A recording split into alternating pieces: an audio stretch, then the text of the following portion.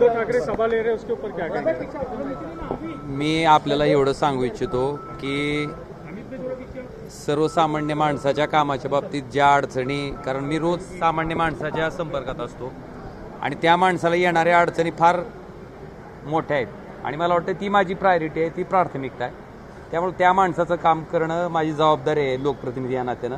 आणि आता सत्तेची जोड मिळाल्यामुळं त्या ठिकाणी निश्चितपणे अजून चांगल्या पद्धतीनं सामान्य माणसाच्या कामाला पडेन आणि सामान्य माणसाच्या कामातनंच मला वाटतं मी माझ्या सगळ्या टीकेला उत्तर देईन.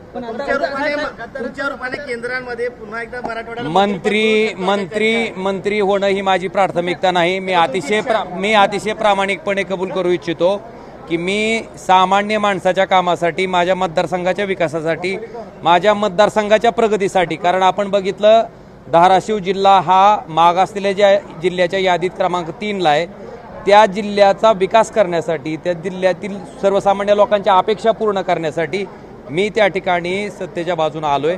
आणि माझी प्राथमिकता मंत्री होणं नाही आहे, माझी प्राथमिकता सर्वसामान्य माणसाची कामं आणि तीच माझी प्रायोरिटी असणार आहे.